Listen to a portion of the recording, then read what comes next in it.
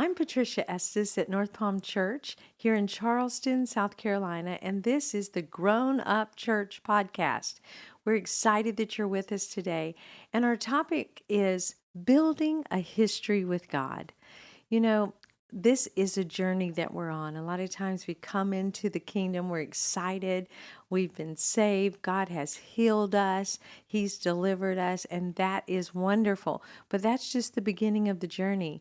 I like to explain it to people that it's like buying a house and you open the door because you have the key, and you open the door and you go into the foyer, but you live right there in the foyer. You don't go any further. That's how it is when we first get saved. We've just gotten into the foyer, but there's so much more with God. We have so many things to build with Him because we're building a history with God. And so today I have a very, very special couple with us. It is Peter and Blanche Keyter, and they are from South Africa. And we are going to talk about how they built a history with God. So welcome to the podcast. Thank you so Thank much. you so much. And so, South Africa, tell us something special about South Africa. I'll let you go first, Blanche. Well, we have the best rugby team. I know you guys don't play rugby over here, but we do have the best rugby team. All right. So, for all those other nations that play rugby, you're saying you're the best. Yes. All right. Peter. Well, for me, South Africa is the nature. I love nature and the animals, and like on the farm where we're from, I think we have 262 different types of birds. So when you're out in the nature, it's just different than in the US. That's wonderful. Well, I love South Africa. We've been there several times now, and we got to go on a safari and see the animals, and it was so wonderful. Right before COVID, we went on safari and then flew back in, and then we were locked down with COVID, so it was a great adventure. Well, I know that there's certain foods you guys really miss. I laugh because you have two daughters here that live with you in your house. You have a son and a daughter that's graduated out of the house. But you all like to fight over this certain box of food. What is it, Peter? Oma biscuit. Oma biscuits. And what? Yeah, it's rusks, but everybody knows it's Oma Rusk. biscuit. Yes. I mean, most Americans, we don't know what rusk. That's similar to a biscotti. And like when you looked it up, it said it's twice baked bread. And baking it twice makes it last longer. So you can actually have it out in the open and it will last for months and won't go bad. And that's something that in South Africa was something very important to be able to do. That actually developed in the Anglo-Boer War when we were fighting the British. They would dry the bread and bake it again so that they can have that bread last for days when they're out on patrol or out fighting the war. So that's what they lived on. That and our biltong, it's almost like your jerky, but not the same. Just better. Just better. Well, that's a matter of opinion. But no, we love your food. And I laugh on when you grab those boxes of rusk and you're so excited and they go, "No, Dad, those are ours." Now, I think you can eat them very quickly, right? Yeah, I'm not on the technical side like Blanche, knowing all the history on the biscuits. I just eat them. That's right. You just eat them. Well, you guys, there's so many, and we're going to explore at another podcast some other stories. But we just want to talk about several things that happened that helped you build a history with God. And so, Blanche, I want you to go first and tell us about the tractor story. Oh, yeah. We were, Peter was newly saved. I was saved for a few years, and we started this journey as a couple with God. And we had, Peter wanted to expand the farm, but to do that, we needed a bigger tractor. To get a bigger tractor, you need money to buy the bigger tractor. And we were looking everywhere, and then we found this auction that was advertising this one tractor, and that was exactly the size we needed. But usually that goes much more money than we actually have available. And we had some savings and stuff that we saved up. And I said to Peter, I don't know if we can buy this. And he said, well, there's only one way to find out, and that's to pray about it. So Peter made me sit on my knees every time we had to pray. Like that was his thing. So I had to like go on Get my on knees. your knees. So we literally went out down on our knees, and I was sitting and praying. And as I was praying, I saw this. You know those the older times when we had to have the script at the back. It was those red letters that will run past. I saw that, and I saw the exact amount. And I like literally like I opened my eyes. I said, Peter, this is the amount you're going to pay for the tractor. And I thought he was going to start arguing with me about it, but he just like, yes, that's the amount we're going to pay for the tractor. And I let him continue from there because that was kind of my job. I found the price and that's it. You found the price on your knees. On my knees in my bedroom at night praying. I was literally praying in tongues. And as I was praying that, I saw those red flashing letters, and that was the amount. And it was a weird amount. It was 287. So it wasn't like 240 or 300 or something. It was 287,000. So it was a weird number. Okay, and so she tells you the number, you feel peace, confirmation, and then what happened? For a moment there, I was not sure on the price, but I mean, I'm going to go to that auction.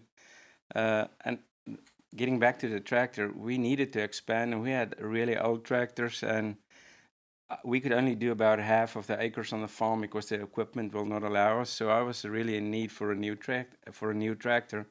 But I know that that specific one we were looking at, that's not even half the for the price she gave me was not even half the value of that tractor. So I was thinking, man, if we're buying it for that price, it's a special deal. And I had that much money in my account, so I used every cent to pay for that tractor. But I went down to my father's house, and my brother was visiting with him.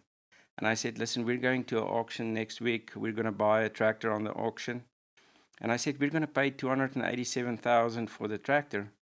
And as I turned around and started walking back towards our house, because the two houses is close to each other on the property, my dad asked me, he said, how do you know you're going to pay $287,000 for the rand for the tractor? I said, well, we prayed and God spoke to Blanche. And he said, that's the price that we're going to pay. And I remember my brother was sitting in his chair, and in the corner of my eye, I could see him laughing at me for saying this. And so we left, and a week later, we went to the auction. And we bought the tractor for 287,000 rand. And the farmer came up to me that was selling the tractor, and he said to me, how much were you willing to pay for this tractor? Because you got it for a really cheap price, because they were just getting rid of their equipment. They were relocating to another part of South Africa. And I said, sir, if you asked me 287,000 rand and 5 cents, I would have not bought this tractor, because God told my wife we should pay 287,000. And he just looked at me, and so we left. And I think it was 10 minutes after the auction, my phone rang, and it was my brother, and he was like, and how much did you get the tractor? And I said, yes. And he said, how much did you pay for it? And I said, 287,000. And that settled it. And that settled it. And that was the tractor that started really to help us to expand to thousands of acres of corn. That was the beginning of the getting bigger. Yeah, because expansion is not something that just happens. It takes steps toward expansion. Yeah. And the wonderful thing that I think in this season we're living in, where it's just a little uncertain what's moving, I think we need to go back to know that God is certain. Yes. And what he says is yes. And, we're developing prophetically. We're developing to have ears to hear. Yep. And these are good stories to help us understand that he is engaged with what we're doing on the earth. Yes, and you can pray for specifics. I mean, I wasn't even praying for the specific, and he gave me the specific. So I always tell people, like you taught us, that we serve an intentional God. He has an intention for that tractor that came that day so that we can grow the farm to where it was when we left a year ago. So that was his intention. He wanted to expand that farm. Yes. And he used us because we didn't go to the computer. We didn't go to experts. We went to God because He is the ultimate expert. Amen. And so there are seasons coming to the earth where it'll look like it should be one thing, but what we want to hear are the instructions of God. And He is a detailed God. And just like He did with the Keyters, when we seek Him, we're going to find Him, and we're going to find Him. He's going to give us instructions. Instructions during this season, they're just so important because He wants to prosper us. He knows how to prosper us, and He knows where the tractors of your life, where they are. He knows how much, and He knows what you have in your hand. So move into this new season, building your history with God, knowing that He's going to give you instructions, and He is your good Father, and He knows exactly what He's doing. Another story that I know you've shared with me is about corn and in season and out of season, and your farmers and your professional farmers. First of all, tell us how many acres you farmed and a little bit about that, Peter. Well, we ran about 1,000 head of cattle, and when the use was in lambing, we got up to 2,000. And acres, we did about between 5 and 6,000 acres of corn, soybeans, and sunflowers. The property with the leasing land was about 14,000 acres. Sometimes it varies, it goes up to 17,000 acres. It just depends on, contracts we have with neighbors. But yeah, we were pretty busy. There was 21 people employed on the farm when I was still there in South Africa. So yeah, we were busy. So, in other words, you knew when to plant and when not to plant. Yeah, I mean, over time you get better at it. I mean, when I left, I was there for 27 years. So first off, when I started, my dad gave me a 1-row corn drill, and I could do about 4 acres a day with 1 row at a time, and that felt like for forever. And my neighbors, they had good equipment, and I'll look over the fence, and they could do so many acres, and I'm just struggling. And over time, it expanded, and God helped us, like with that tractor. I think when we left, we could do about 400 acres a day of seeding corn. And so it changed a lot over the years. Exactly. So, because you were a professional, you studied, you did the work, you knew the seasons, but then there was something about your history with God, and He spoke to you, and He told you something about planting corn out of season. Tell us about that. Well, what happened is that specific year, the prices was getting higher.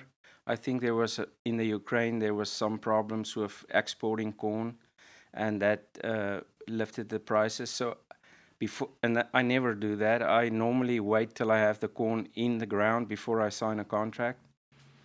And that year, because the price was a little bit better than normal, I was thinking, it's so easy to do corn.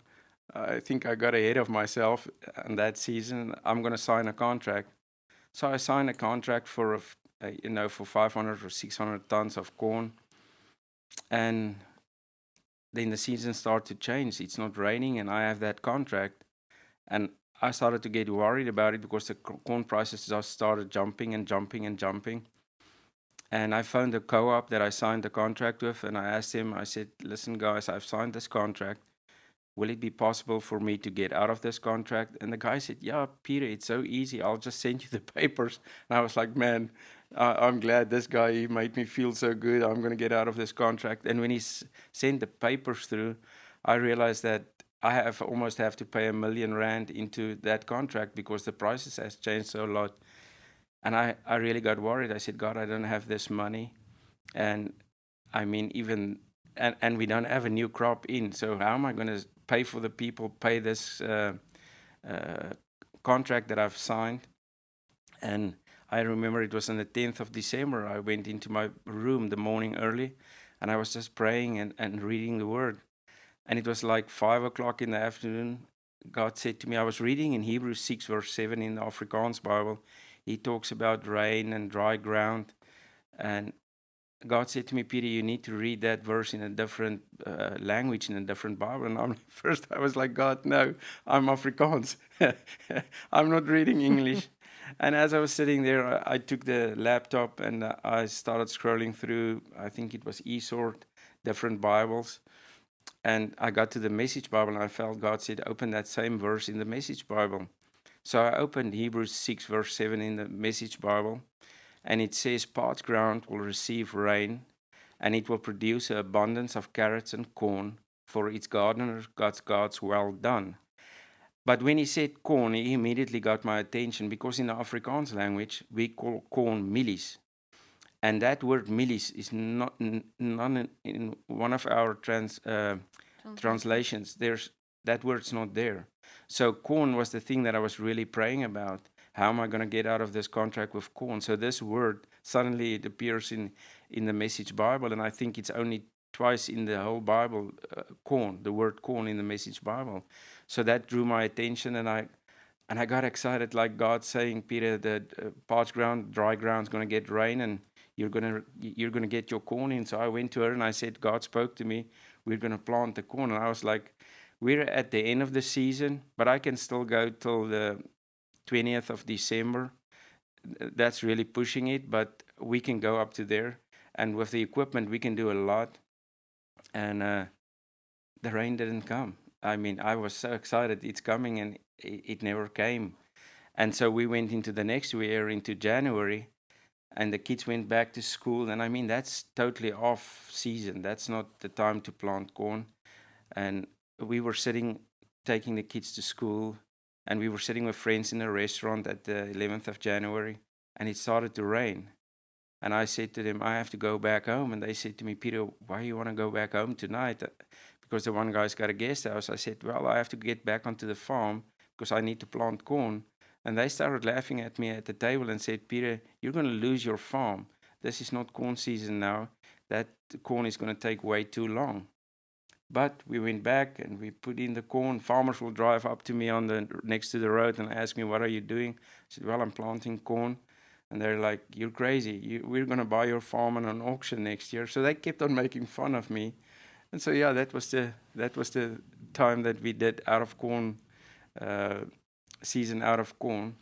So you heard God, and it wasn't convenient. You were somewhere else and it started to rain, and you knew that's my sign. I need to be obedient to what God showed me. So beyond what you knew logically and what all of your friends and the farmers thought, you decided, I'm planting corn, and they're saying you're going to lose your farm. This isn't going to work. So what happened? Well, we did it. We finished with the corn, I think, on the 22nd of January. And I was so fooled. God, you told me this, and when this, it looks easy when I talk about it. It's a month too late. Yeah, so normally we get our first frost the second week of April.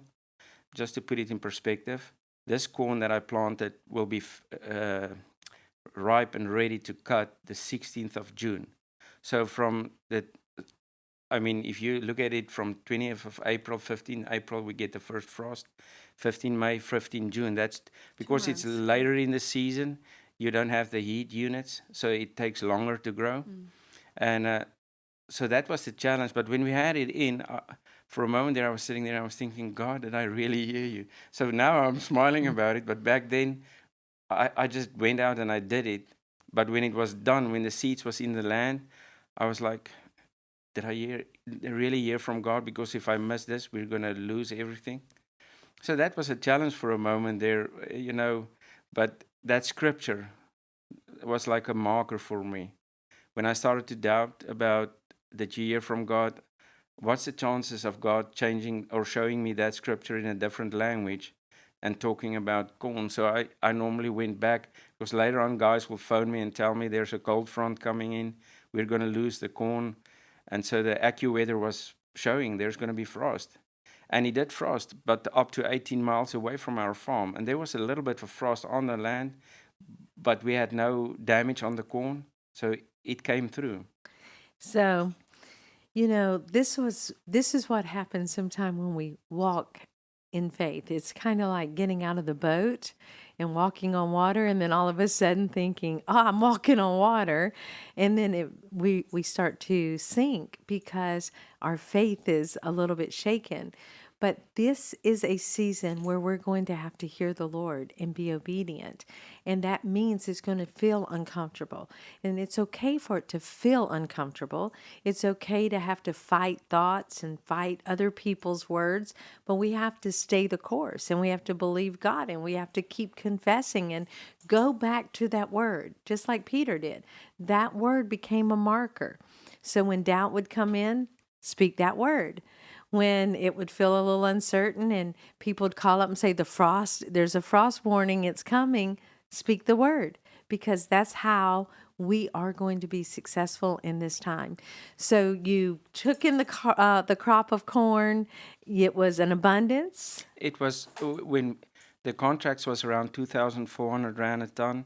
We sold some of the corn for 5,800 rand a ton because there was almost no corn. That was a 100-year drought in South Africa, and nobody planted corn because it was too dry.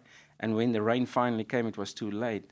So that was, we had a lot of So corn. whatever the contract you were worried about being able to fulfill, you doubled. And we had some extra as well. Yeah. Doubled with extra. I love it. I love God's math. Yes. But then the next year, some of the farmers wanted to plan out a season again. And what'd you tell them? Well, they phoned me and they said, listen, can they plan out of season? I said, well, I cannot tell you that. What you need to do is you need to ask God, because that's what you need to hear from God. You cannot plan because of somebody else's word. You need to get a word from God yourself and ask him what he needs to say or what he's saying about the season. And then you do what he tells you to do. And that wasn't something you normally just started doing. You went back and you were planning in season, Yes. Yeah. as a good farmer Yeah. would. The only time you stepped out of season is when you had the word of the Yeah. Lord. Yeah. And That's the important. The test came that night. The frost came. He didn't tell you that he got in his truck around 12 o'clock that night, and he was driving in between the corn, and he could feel like the temperatures are way too low. And we even got our neighbor to also plant some corn out of. He said he's going to do it on our faith, not on his.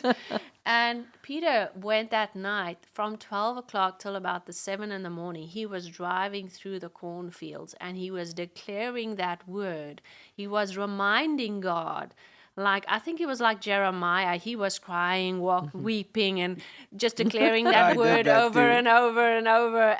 But he had, the test came for that word. It was, the cold was there, you could feel it. And Peter said he put his hands but just before the sun comes out, that's usually when it frosts. He put his hands on the grass and he could feel the frost, like hardening the grass. And it's like in between the corn. And it literally frosted around the cornfields, but not in the cornfields. Wow. So it was Wow. a miracle. But Look for at a that. moment there, I was sitting in that field. I remember I was blowing my ram's horn, and as I saw on my truck's gauge that it's starting to freeze, I was thinking. So I googled it. It takes about 30 minutes, 20 minutes on this temperature, 30 minutes on this temperature for corn to die. And at a moment, I felt so desperate, or not desperate. I felt like I really missed God. And I was just sitting there and crying in the cornfields. And I got into my truck 7 o'clock that morning, and I drove back to the farm because I could feel the ice on the grass. And it was about 7:33 that a pastor, which I haven't spoken in a while, sent me a text. And the text was Psalm 112, verse 7. And it says, you should not worry about it's not evil. I'm looking for the word bad report. And when he said that, I realized God is telling me, Peter, don't worry about a bad report. The corn will be fine. And it was fine. See, this is the history we build with God. It's not easy building history with God. Sometimes it's challenging. It challenges our senses. It challenges what we know. It challenges our faith. But as we press on, we'll see the success when the Lord speaks to us and we're obedient. The final story I want us to talk about today is the story of healing. And so you have an older son, Henry. And tell us about what happened to Henry and what did God do? Okay, so Henry is a teenage boy. He was at that stage. He was, I think, 16? 16, yes. He was 16 years old. So at 16, they'll try anything. they're the bravest. I think later on when I learned that their brains are underdeveloped, that made so much more sense. Yes. So I could understand that. We were on vacation, and on the vacation, we bought one of these laser pointers that you point on a screen with. And they were playing with that. And I was walking past them, and as they were playing, I'm like, just be careful with that thing. Don't shine it in your eyes. I don't know why I said that, but I said that. And even Peter, when he went to bed, there was some other teenagers visiting, and he said the same thing. So we went to bed, and the next morning we had to get up early because they were in boarding school. So we left at 5 o'clock in the morning, and we left. And Henry was like, he's not feeling well. He's got a headache. And that afternoon after school on the Monday, I picked him up. I'm like, what is wrong with you? You're walking like you can't see. And he looked at me and says, like, Mom, I can't see. I'm like, what did you do? He says, Mom, I know you said not to point the laser in my eye, but I kind of did. I'm like, oh my goodness. I didn't realize how long he pointed it in. So I'm like, I'll get you some drops. So I went to the pharmacy, got him some drops. I had to go back home because I already stayed longer than I was supposed to in the city. So I went back to the farm, and the next day, he phones me again. He's like, Mom, they sent me home. I still can't see out of that eye. Now I'm getting frustrated, and I'm like, tell me exactly what you did with this laser. And the shocking story came out. He says, Mom, we played this game to see who can point the laser in our eyes the longest and look at it without blinking. Mm-hmm. And I thought, Wow. that is a laser. You point it in your eye. And I said, did you just do it on the one eye? He said, well, mostly in the one eye. I tried the other eye, but, his prominent side, he's left-handed, so his left eye was his prominent eye. And he said, Mom, I still can't see out of that eye. I'm like, okay, I'm on the farm. His sister is in university, so I phoned her. I'm like, can you pick up your brother and just take him to the eye doctor? And he did that. And we took him to an eye doctor that's actually a school friend of Peter's. And then the guy phones Peter. You can take it from here. Yeah, so the guy's name is Tat. He phoned me and he said, Peter, I've got bad news for you. And I said, well, what do you see? And he says, well, on the left eye, Henry has burned a hole through the retina and he's burned the nerves on the brain. He's lost 100% of the central vision on his left eye, but he also burned a hole through his retina on the right eye, and he's got 20% lost of the central vision on the right eye. And I was like, okay, what kind of operations can you do to fix it? He said, well, Peter, there's no operations for it. You cannot fix a retina. If it's on the front side of the eye, we can fix the lens, but we cannot fix the retina or the nerves on the brain. He says, but I'm going to send him to an optometrist, one of our friends. And so he sent him to this lady, and they gave the same report. They actually said the eye that's on the right hand is going to get worse. It's only 20%, but it's going to get worse. And the one that's lost 100%, it's never going to function again. I mean, when Henry was trying to look at us, he has to look with this right eye that's lost 20% vision. He can look at an angle because he cannot look straight forward at you. So in the school, they withdrew him from the classes because he could not read on the board. They took him to the library, and so he had oral classes, and he will write oral exams. He struggled to cross the streets because with the eye that's still left, with the center part being missing, he could not Determine determine distance. depth. You can't see how far the cars are. So somebody had to accompany him to cross the street. He couldn't play sports. He loved hunting. There's a lot of stuff that suddenly he couldn't do. Mm-hmm. Yeah, and I mean, he started struggling with depression and stuff like that. And I tried it one day to say, listen, Henry, let's go and hunt. And I was for a moment not thinking, and I said, let's go and hunt. And he was like, okay. And then the next moment he says, Dad, I cannot do that. He says, I cannot see the cross through the scope. And but he took off one day and he left into the mountains. We had to get search and rescue people to come and help us search for him. They were on their way with helicopter because he was traumatized with the whole thing. And then it also came out that when he went to this eye specialist, she wasn't real ethical about it. So she called in her staff and said, "Come look what this boy has done to his eyes." And when he came out, Shanae was waiting for him in the waiting room, and he was just crying. And he never cries. I mean, he's 16 Right. years old. They don't cry. Right. And he was just bawling, and the tears just ran down his eyes. And he told Shanae, "Please don't tell Mom I cried. They said I'm going to go blind." And that was the reality. And then I made a friend through a competition that I took part, and her son was born blind. And I'm like, I'm going to phone her because she'll understand what I'm going through right now. And I phoned her, and she's like, "Hey, why don't you take your son to my eye doctor?" And I'm like, "Your son has an eye doctor? He's blind." She's like, you just make an appointment. So that appointment was like 2 months from that day. That was the only, appointment I could get. So I made the appointment, and in between, I just realized that medically, there's nothing we can do. Medically speaking, we're facing a child that's going to go blind. Right. So there you are. You have the facts according to the earth. Your son is traumatized, of course. A game that went wrong, teenage boys. And so now it's time to build more history with God. So what'd you do, Peter? Well, for me, I was just, for a moment, I was just weeping and say, God, I mean, my son's got his whole life ahead of him. If I could give one of my eyes, that will be fine. And I was just crying and say, God, I need your help. And I remember I did in my bedroom, I did it 1,000 times, like a monologue. I'll stand on the one side of the room and I will just scream and say, Jesus, Son of David, have mercy on me. And then I will walk to the other side of the room and I'll pretend that I'm Jesus, and I'll say, Peter, what is it that you need? And then I'll go back to the side of the room and I'm like, Jesus, I need my son to see. And I've done that, I don't know how many times. Blanche, did you know he was doing that?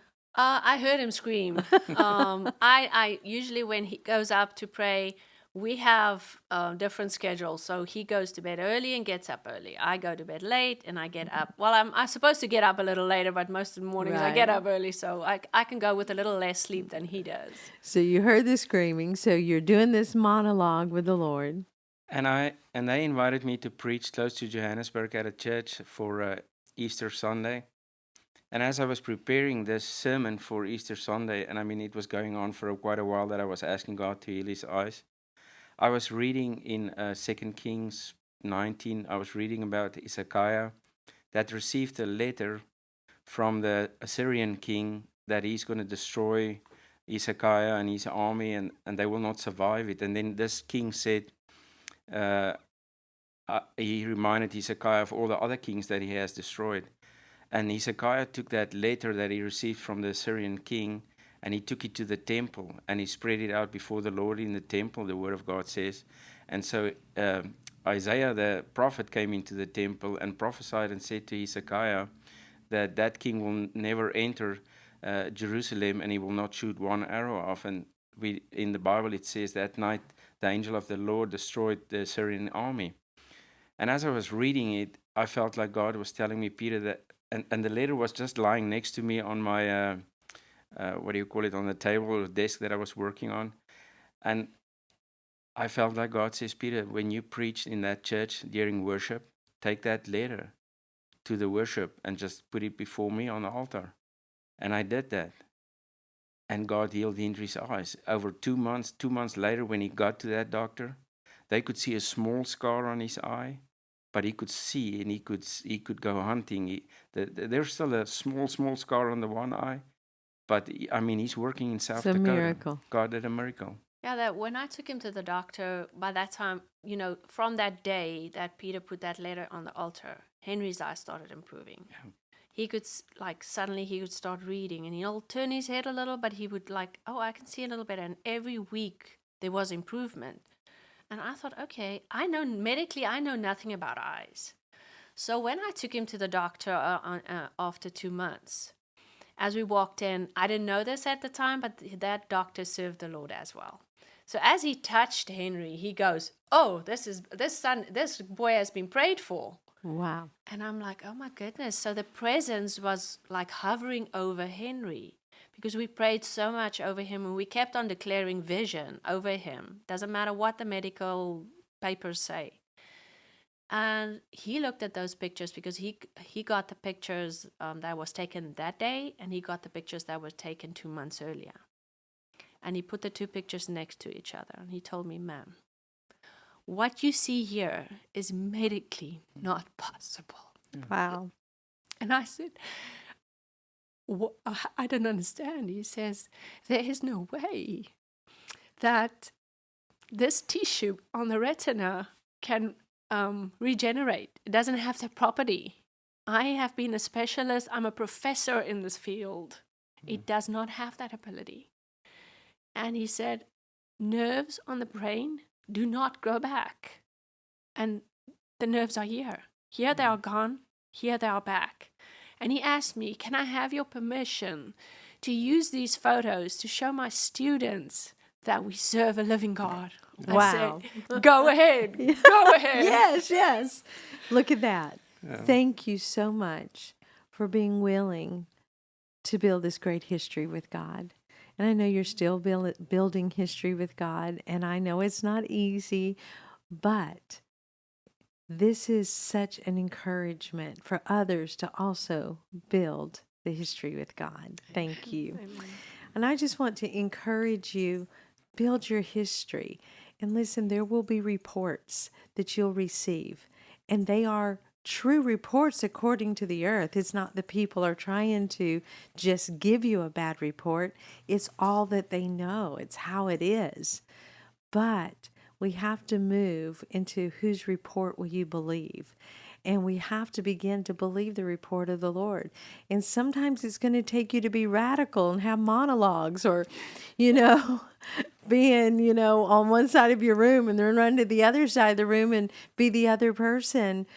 But it also may mean that the scripture comes out not as logos, but rhema. And you go and you say, this, Lord, I'm giving this to you. But this is the time of miracles. This is the time of signs and wonders. And you are building a great history with God. And what do I hear the Lord saying to the church? Grow up.